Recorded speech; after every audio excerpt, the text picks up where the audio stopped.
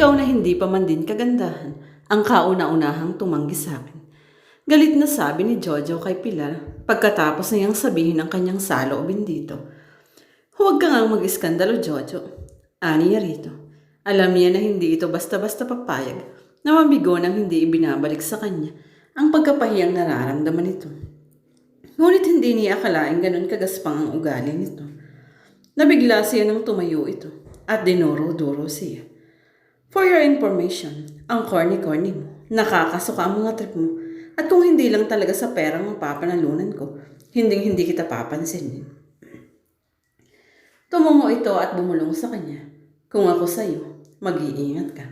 Huwag kang lalabas sa gabi dahil malalaman mo kung anong ibig sabihin ng sakit sa katawan. Nang dumiretso ito ng tayo, ay masama ang tingin ipinukol nito sa kanya. Hindi pa nakontento, sinipa nito ang kanto ng mesa. Natumba ang soft drinks at tumapa ng pagkain nasa pinggan. Hindi nakakibo si Pilar. Lalo silang pinagtinginan ng lahat ng estudyanteng naroon. Ang iba ay mukhang naaawa, ang iba ay natatawa. Sa sobrang pagkapahiya, ay hindi niya napigil ang pangingilin ng mga luha niya. Nanginginig ang mga tuhod na lumisan siya sa kantin. Bakit ganyan ang itsura mo? Di ba dapat nasa school ka pa? Bungad ng tiya Adela ni Pilar pagdating niya sa bahay. Si Mama, tanong niya rito sa halip na sagutin ang tanong nito. May inaasikasong business. Bakit nga narito ka na? Iyong binagstad kong lalaki, ipinahiya ako sa school. Napipilitang sagot niya. Iyong Jojo, tumango siya. Magmerienda tayo. Ikwento mo sa akin ang nangyari. Sinisimulan pa lang niya ang kwento. Napabulalas na siya ng iyak. Pagkatapos marinig ang lahat, sunod-sunod ang buga ng tiyahin niya ng hinihit-hit na sigarilyo. Ibang-iba na talaga ang panahon ngayon. Kilala ba niya at ang pamilya mo? Ewan ko, hindi yata. Di ba napagkasunduan nating low profile lang ako sa eskwelahan para na rin sa protection ko? Kaya ganito ang ginawa sa'yo ng lalaking iyon. Hindi niya sinagot ang tanong nito. Tita, mangako ka na hindi ka gaganti. Pakiusap niya rito. Pero, sige na, huwag mong sabihin ito kay Mama, lalong-lalo na kay Papa. Alam ko na kung anong mangyayari kapag nagkataon, please. Muling pakiusap niya. Palalagpasin ko ito, pero hindi ko gusto ang ganitong pagtrato sa pamilya natin, lalong-lalo na sa iyo. Thank you, Tita. Tumayo siya at niyakap ang tiyahin. Galing si Adela sa greenhouse ng mansion nila nang makita niyang naglalakad si Pilar papasok sa mansion.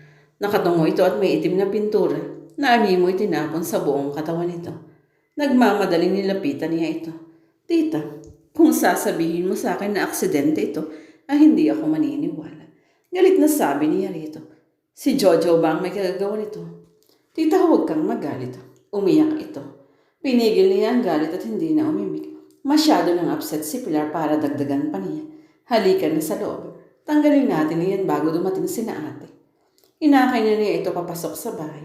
Nanginginig siya sa galit dahil sa nangyari sa pamangkin. Nag-aalala siya sa maaaring mangyari kapag nalaman iyon ng mga magulang nito. Malinsangan ang gabi iyon para kay Pilar. Kahit anong lamig ng aircon sa loob ng kwarto niya, ay hindi niya mapawi ang init na mo naglalagablab sa katawan niya. Kailangan niya ng lalaki.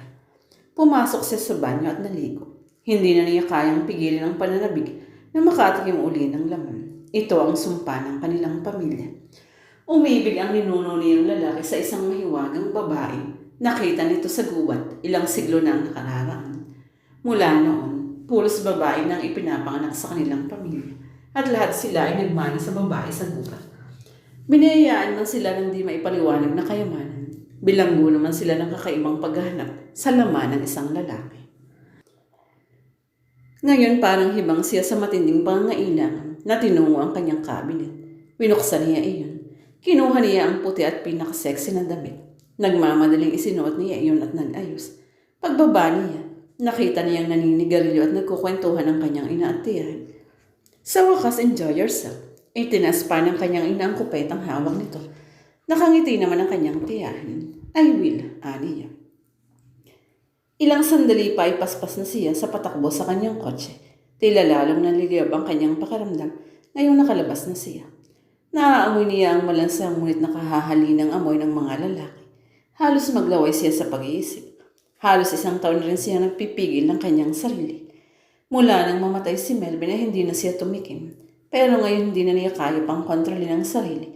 Lalo niyang binilisan ang pagmamaneho. Maya-maya ay huminto siya sa isang club sa Makati na alam niyang tinatambayan ni na Jojo. Pagkapasok agad niyang naagaw ang pansin ng mga lalaki sa loob. Hindi niya itinago na naghahanap siya ng lalaki sa gawin ng kanyang pagngiti at pagkilos. Kung pumangit man siya gaya ng sinabi ni Jojo, yun ay dahil sa kawalan ng sustansya ng kanyang katawan.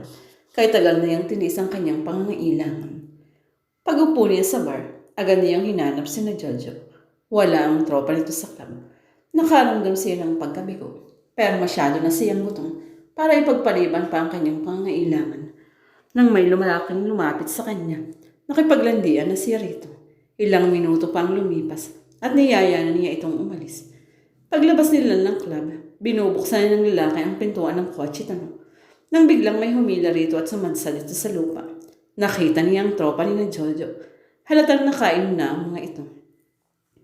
Hayop, Pilar, maganda ka rin pala no. Halos lumuwa ang mga mata nito sa pagtingin sa kanya. Jojo, ngumiti siya sa lalaki. Pa-virginal effect ka pa. Iyon pala pukpok ka rin. Binasted mo ako. Mas okay naman ako dyan. Bakit? Gusto mo ba akong tikman? Inilabas niya ang dila at pinapungay ang mga mata para lalo niyang maakit ang lalaki. Lumapit siya rito at nang aakit na idinikit niya ang katawan niya. At saka ikiniskis ang sarili rito. Natahimik ito sa ginawa niya. Gusto mong sumama sa akin? Tara, kung ganyan ka ba ng ganyan eh. Hinapit agad nito ang bewang niya. Hindi ba natin isasama ang mga barkada mo para mas masaya? Naghiyawan ang mga ito. Baka gusto nilang manood at tumikim. Nangaakit na sabi niya. Lalong lumakas ang sigawan ng mga ito. Okay, inakbayan si na Jojo at halos kalad ka rin papunta sa kotse ng lalaki. Dinala siya ng barkada nito sa isang saradong warehouse na pag-aari ng pamilya ng isa sa mga kasama ni Jojo. Sa kotse pa lang, panay na ang halikan nila ni Jojo. Lalo lang siya nag-init at halos maglaway na sa antisipasyon. Pagdating sa warehouse, dinala siya ni Jojo sa isang silidon. Hinalikan siya agad nito. Nang maramdaman niya si Jojo, napapikit siya ng mariin sa kanang inig. Naririnig niya ang tila kabayong hingal ng lalaki, pero wala na siyang pakialam doon. Nabingi siya at nabulag sa ginagawa ng lalaki.